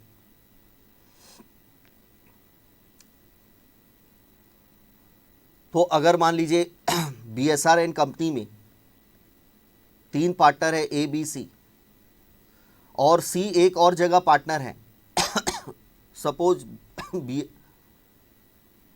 SR बॉटली bye में C partner है, वहां पर भी कॉमन पार्टनर। तो बीएसआर कंपनी अगर केपीएमजी का पार्ट है ना, तो फिर एसआर बॉटली बाय फिर मतलब दूसरी नेटवर्क का पार्ट नहीं बन सकती, किसी दूसरे नेटवर्क को ज्वाइन नहीं कर सकती। ठीक, तो कॉमन पार्टनर है तो एक ही नेटवर्क को ज्वाइन कर सकती है वो फर्म। अब approval of name of the, क्योंकि नेटवर्क का रजिस्ट्रेशन करवाना पड़ेगा, नेटवर्क में have distinct name which should be approve by the institute to distinguish a network from a firm of CA, मतलब जितनी उसके अंदर फर्म है उसको डिफ्रेंशिएट करने के लिए the word affiliated word use करना compulsory after the name of network. The word and company and associate shall not be use, मतलब नेटवर्क के नाम के आगे एफिलेट वर्ड यूज करना मैंडेटरी है। The word and company and and associate is not shall not be use. The prescribe format of application for approval of name for network, मतलब आपको network का नेम अप्रूवल लेने के लिए application देना पड़ेगा फॉर्म ए में। नाम क्या हो सकता है, लाइक नेटवर्क अगर पार्टनरशिप फर्म है A B and affiliate, network LLP है तो A B affiliate LLP, network is the LLP तो A B affiliate private limited और लिमिटेड कंपनी। जैसे एक सीए फर्म अपना नेम अप्रूवल के लिए जो गाइडलाइन अप्लाई होती है रेगुलेशन नंबर 190, उसी तरह नेटवर्क के नेम अप्रूवल के लिए रेगुलेशन 190 अप्लाई होगा। तो regulation 190 of CA regulation 9088 shall be applicable to the name of network. However, even if name is approved and subsequently it found that same is undesirable, then the said name may be withdrawn at any time by the institute. The institute shall reject any undesirable name and provision in respect of name of company as provided company act shall be applicable in the spirit. मतलब जो company act में procedure follow की जाती है name approval लेते समय, वो procedure यहाँ पर भी अप्लाई करनी है। इंस्टीट्यूट 30 दिन के अंदर आपको या तो अप्रूव कर देगी या रिजेक्ट कर देगी। जो नेम अप्रूवल के लिए आपने एप्लीकेशन दिया है उसको आपको अप्रूव या रिजेक्ट कर देगी, और वो 3 महीने के लिए रिजर्व रहेगा नाम। 3 महीने, जिस दिन आपका नाम अप्रूव हुआ उसके 3 महीने तक के अंदर आप अपना रजिस्ट्रेशन करवा लीजिए। Mere approval of name of the network shall not entitled to network to carry on practice in its own name. तो केवल अप्रूवल लेने से नेटवर्क एग्जिस्टेंस में नहीं आएगा। Registration of network within entity in India after the name of network is approve the institute same shall reserve the such name for a period of 3 month. 3 month के लिए reserve रखेगी। The network shall get itself registered with the institute by applying in the form number B में application देना है registration के लिए within the period of 3 month. Fehling which the name assign shall stand cancel on the expiry, मतलब आपका नाम फिर expiry खत्म हो जाएगा। जो नाम आपका रिजर्व रखा गया था 3 महीने के लिए वो आपका कैंसल हो जाएगा। Registration of network is mandatory if different Indian firm are network with a common multinational accounting firm they shall be consider as a part of the network. तो 4th पॉइंट ये बोल रहा है कि डिफरेंट इंडियन सीए फर्म अगर किसी multinational accounting firm like KPMG हो गई तो उनको रजिस्ट्रेशन करवाना पड़ेगा कंपलसरी, उसे नेटवर्क माना जाएगा।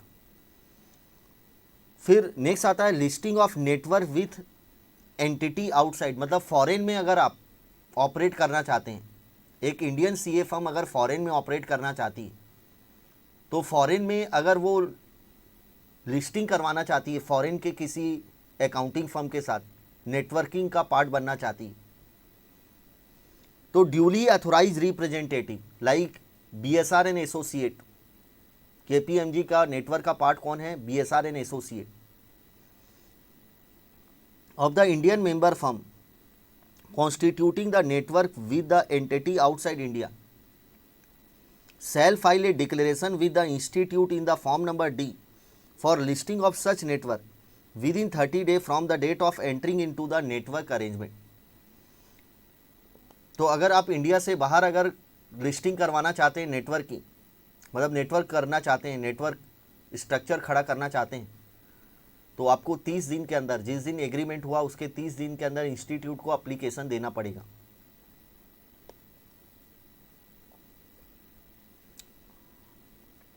बेसिकली यहाँ पर जो 4th नंबर पॉइंट था वो था इंडिया में मल्टीनेशनल नेटवर्क है और उसके साथ इंडियन फर्म एसोसिएट हो रही है तो उसे नेटवर्क माना जाएगा, इंडिया में काम हो रहा है।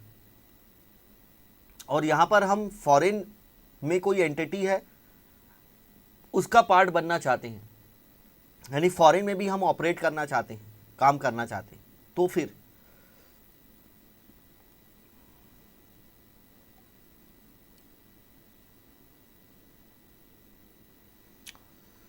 उसके बाद नेक्स्ट पॉइंट में ये दिया गया कि एक सीए फर्म एक ही नेटवर्क का पार्ट बन सकता है, ज्वाइन कर सकता है, और कॉमन पार्टनर है तो फर्म एक ही नेटवर्क को ज्वाइन कर सकता है।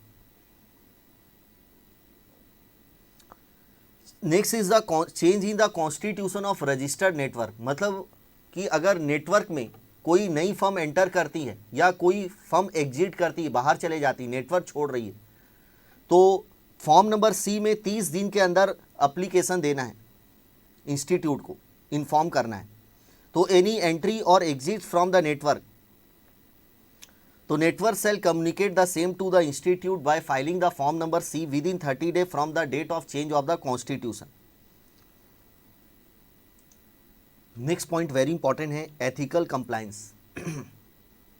Once the relationship of network rise, it will necessary for the network to comply with all ethical requirement prescribed by the institute from time to time in journal and the following requirement in particular। तो journal जो requirement होगी और जो specific requirement दी गई है नीचे, पहली requirement ये दी गई है कि अगर नेटवर्क की एक फर्म लाइक BSR एंड को अगर स्टेचूटरी ऑडिट कर रही है किसी कंपनी की, तो उस नेटवर्क में जितनी भी अदर फर्म होगी, उस नेटवर्क में जितनी भी अदर फर्म होगी, वो अदर फर्म्स जितने भी नेटवर्क का पार्ट होगी, जो अदर फर्म्स, वो उस कंपनी को इंटरनल ऑडिट, बुक कीपिंग और अदर प्रोहिबिटेड सर्विसेज जो स्टेचूटरी ऑडिटर के लिए प्रोहिबिटेड है, वो अदर फर्म भी प्रोवाइड नहीं कर सकती है।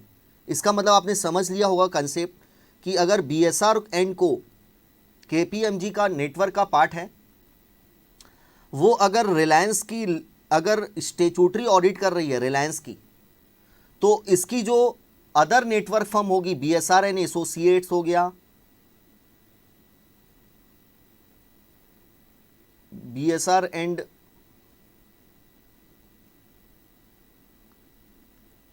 कंपनी हो गया, ये जो फर्म है नेटवर्क का जो पार्ट है, वो रिलायंस को इंटरनल ऑडिट, बुक कीपिंग और अदर प्रोहिबिटेड सर्विस जो स्टेचूटरी ऑडिटर के लिए प्रोहिबिटेड है 144 में, वो प्रोवाइड नहीं कर सकती। नेटवर्क फर्म भी, नेटवर्क की अदर फर्म भी वो प्रोहिबिटेड सर्विस प्रोवाइड नहीं कर सकती। That's a first requirement. देखिएगा, if one firm of the network is the statutory auditor of the entity, then the associate including network firm or the said firm directly indirectly shall not accept the internal audit or bookkeeping or other professional assignment which are prohibited for the statutory audit firm। ये पहला चीज। तो अगर मैं statutory auditor हूं तो मैं prohibited service तो दे ही नहीं सकता 144 में, तो मेरी जितनी भी नेटवर्क फर्म होगी मेरे अंदर जितनी भी, और वो नेटवर्क फर्म भी, एसोसिएट फर्म भी प्रोहिबिटेड सर्विस प्रोवाइड नहीं कर सकती। ये अपन सभी जानते हैं, 144 वही चीज दी गई है। सेकेंड पॉइंट वेरी इंपॉर्टेंट, इसके लिए पहले मेरे को एक काउंसिल की अपन ने जर्नल गाइडलाइन की थी 2002 में। ICAI ने, काउंसिल ने एक जर्नल गाइडलाइन इशू की थी कि अगर आप किसी कंपनी की, लिस्टेड कंपनी हो गई, गवर्नमेंट कंपनी हो गई, पब्लिक सेक्टर अंडरटेकिंग या अदर पब्लिक कंपनी जिसकी पेड अप कैपिटल, जिसका टर्नओवर 50 करोड़ या उससे अधिक है, 50 करोड़ से अधिक है जिसका टर्नओवर, अगर आप इनके स्टेचूटरी ऑडिटर हैं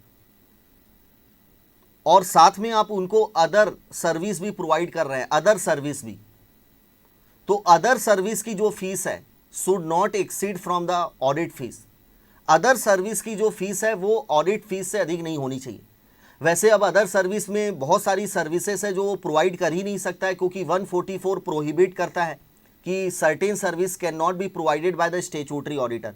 लेकिन उन प्रोहिबिटेड सर्विस को छोड़ के अदर सर्विस अगर प्रोवाइड कर रहा है तो अदर सर्विस की जो फीस है does not exceed the audit fees, statutory audit fees से अधिक नहीं होनी चाहिए। ठीक, ये अपन ने किया था काउंसिल की जर्नल गाइडलाइन में। तो अगर आप ऑडिटर हैं लिस्टेड के public sector undertaking, government company या ऐसी अदर अनलिस्टेड पब्लिक कंपनी जिसका टर्नओवर 50 करोड़ से अधिक है, तो उनकी statutory audit fees should be more than from the other fees, non audit fees से ऑडिट फीस अधिक होनी चाहिए। Audit fees should be more than from the non audit fees. उसी के रिस्पेक्ट में गाइडलाइन दी है, ध्यान से पढ़िएगा। The guideline of ceiling on non audit fees is applicable in relation to network as follow. ध्यान से समझिएगा। For a network firm who is doing statutory audit, अगर कोई नेटवर्क फर्म अगर स्टेचूटरी ऑडिट कर रही है, लाइक KPMG नेटवर्क है, उसकी नेटवर्क फर्म है BSR एंड कंपनी, वो स्टेचूटरी ऑडिट कर रही है एक्स लिमिटेड की, और साथ में वो नॉन ऑडिट सर्विस भी दे रही है। नॉन ऑडिट मतलब other than prohibited service, other than prohibited service. Prohibited service तो दे ही नहीं सकती, जो परमिटेड सर्विस है वो दे रही है, जो नॉन ऑडिट सर्विस है। तो लॉ ये बोलता है ceiling limit on non audit fees same as mention in the said notification, मतलब कि नॉन ऑडिट फीस जो है should not exceed from the audit fees. जो स्टेचूटरी ऑडिट की फीस होगी उससे अधिक नहीं होनी चाहिए। ये पहला पॉइंट हो गया, समझ में आया आपको। अगर मैं BSR एंड एसोसिएट्स हूँ, मैं रिलायंस की स्टेचूटरी ऑडिट कर रहा हूँ, ऑडिट फीस जो है वो अधिक होनी चाहिए। अगर मैं अदर सर्विस भी दे रहा हूँ, अदर, तो नॉन ऑडिट फीस जो है वो अधिक नहीं होनी चाहिए फ्रॉम द ऑडिट फीस। अब सेकेंड पॉइंट,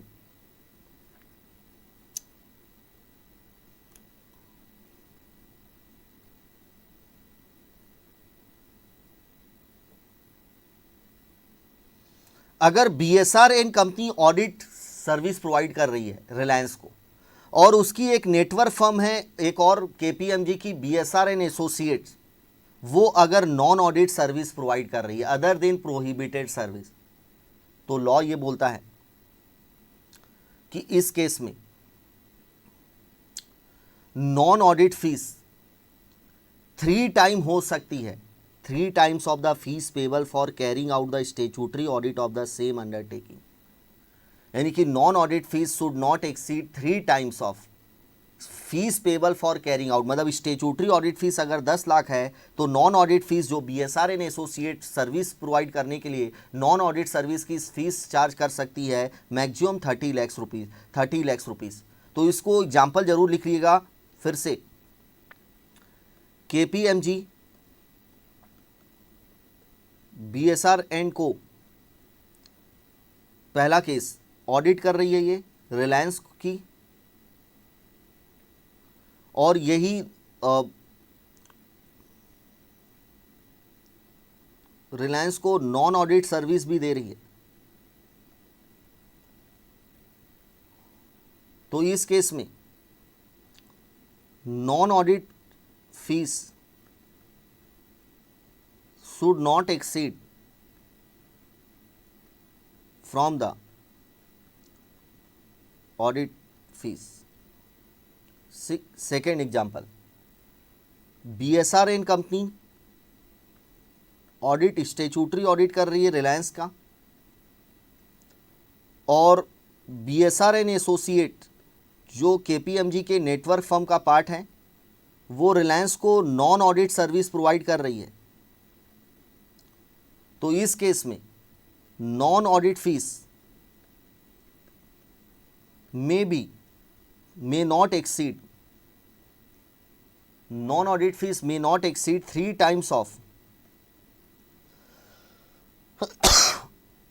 ऑडिट फीस।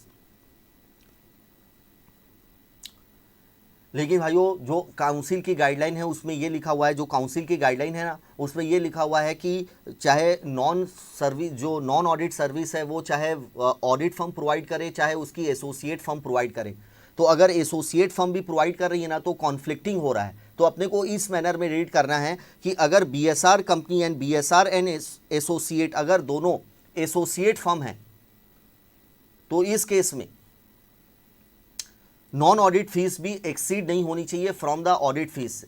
लेकिन BSR एंड एसोसिएट नेटवर्क का तो पार्ट है, लेकिन उनका कोई रिलेशनशिप नहीं है दूर दूर तक, वो एसोसिएट फर्म नहीं है। तो इस केस में नॉन ऑडिट फीस 3 टाइम हो सकती है audit fees. Non audit fees 3 time हो सकती है ऑडिट फीस। तो मेरे ख्याल से आपको समझ में आया होगा। फाइनल कंक्लूजन देखिए, अगर मैं किसी नेटवर्क का पार्ट हूँ, नेटवर्क फर्म, अगर वो किसी कंपनी की स्टेचूटरी ऑडिट कर रही है तो अदर नेटवर्क फर्म भी जो उस नेटवर्क का पार्ट है वो उनको उस कंपनी को प्रोहिबिटेड सर्विस प्रोवाइड नहीं कर सकती। ये पहली चीज़। सेकंड, नॉन ऑडिट फीस के बारे में गाइडलाइन काउंसिल ने 2002 में गाइडलाइन, जनरल गाइडलाइन इशू की कि अगर आप फॉलोइंग कंपनी के ऑडिटर हो, लिस्टेड अदर पब्लिक कंपनी जिसकी टर्नओवर 50 करोड़ से अधिक है, गवर्नमेंट कंपनी PSU, तो इनकी जो स्टेचूटरी ऑडिट फीस होगी should be more than from the non audit fees whether such non audit service provided by the same firm, audit firm या फिर अदर एसोसिएट फर्म।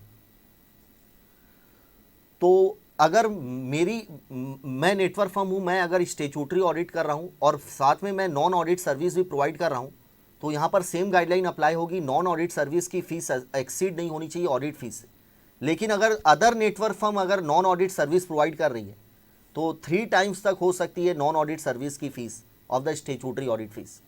लेकिन आपको काउंसिल की guideline भी ध्यान रखनी है, क्योंकि वहाँ पर लिखा है कि नॉन ऑडिट सर्विस चाहे मैं प्रोवाइड करूँ, मतलब स्टैट्यूटरी ऑडिट फर्म या मेरी एसोसिएट फर्म, तो दोनों केस में non audit fees should not exceed from that. तो थोड़ा सा कॉन्फ्लिक्ट हो रहा है, तो आपको ये ध्यान रखना पड़ेगा, ये एज्यूम करना पड़ेगा कि जो दूसरी नेटवर्क की फर्म है वो एसोसिएट नहीं है हमारे साथ, वो नेटवर्क का पार्ट तो है लेकिन हमसे बहुत दूर रिलेशनशिप है, हमारा कोई उससे रिलेशनशिप नहीं है।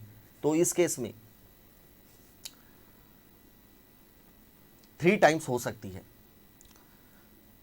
इसके बाद 3rd नंबर पॉइंट दिया गया रोटेशन का law.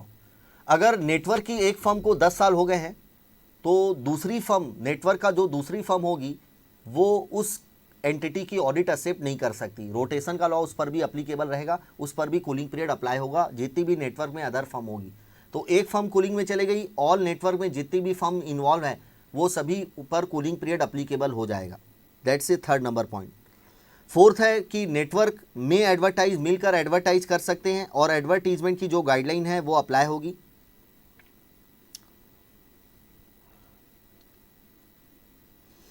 The firm constituting the network are permitted to use the word network firm on their professional stationery। और सभी एथिकल रिक्वायरमेंट जो institute time to time issue करेगी वो कंप्लाई करना है नेटवर्क और उनकी जितनी भी फर्म है। कंसेंट ऑफ क्लाइंट, जैसे ही एक बार नेटवर्क रजिस्टर्ड हो जाती है ना आईसीआई के पास, तो वो पब्लिक नोटिस माना जाएगा। ये माना जाएगा कि जितने भी क्लाइंट है पब्लिक को पता है उस नेटवर्क के बारे में और क्लाइंट ने कंसेंट दे दी है। The effect of registration of network with the institute will deem to be a public notice of the network and therefore consent of client will deem to be obtain. Framework of internal by law of network, मतलब जो network है ना ये अपने जितने भी network firm है उसके अंदर उसके लिए एक बाई लॉ बनाएगी। इट मीन्स बाई लॉ का मतलब rules, regulation, code of conduct adopted by an organisation in order to regulate its own affair and behaviour of its member.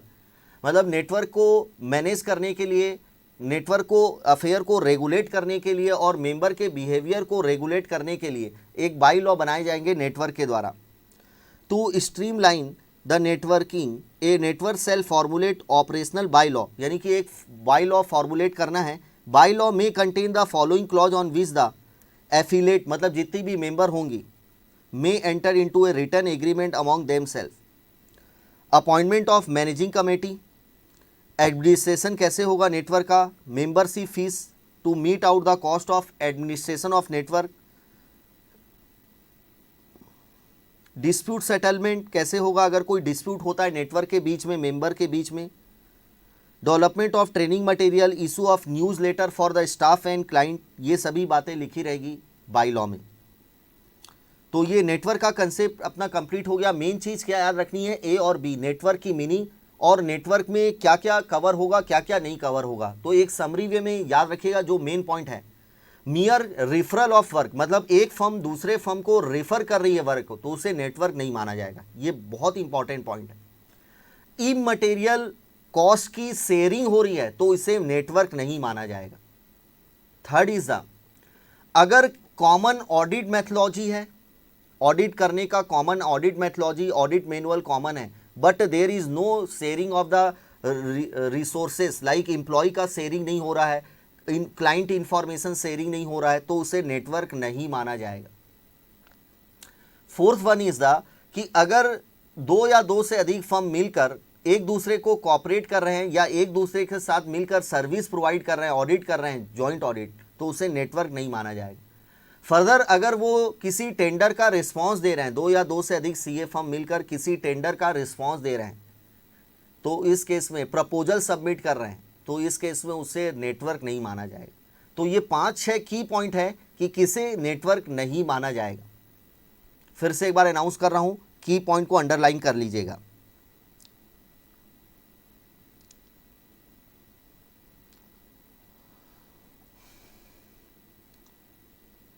First में referral of work, first point में does not. Immaterial, third point में immaterial cost की sharing हो रही है, network नहीं माना जाएगा।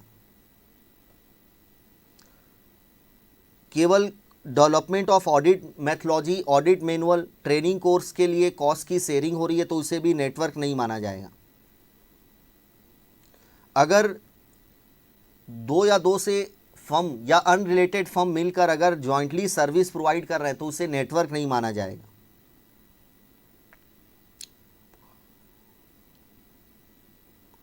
जॉइंटली रिस्पॉन्ड कर रहे हैं टेंडर का 6 नंबर पॉइंट में तो उसे नेटवर्क नहीं माना जाएगा।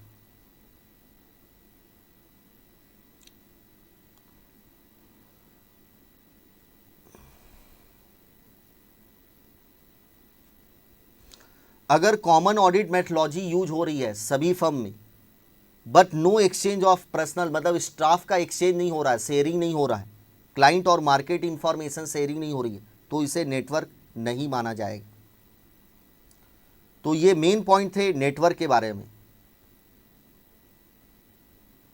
और ये डेफिनेशन हमेशा याद रखिएगा, network is a large structure that aim to cooperate and to share, aim to share, clearly share cost और profit, common brand name, common business strategy, common quality control policies and standards,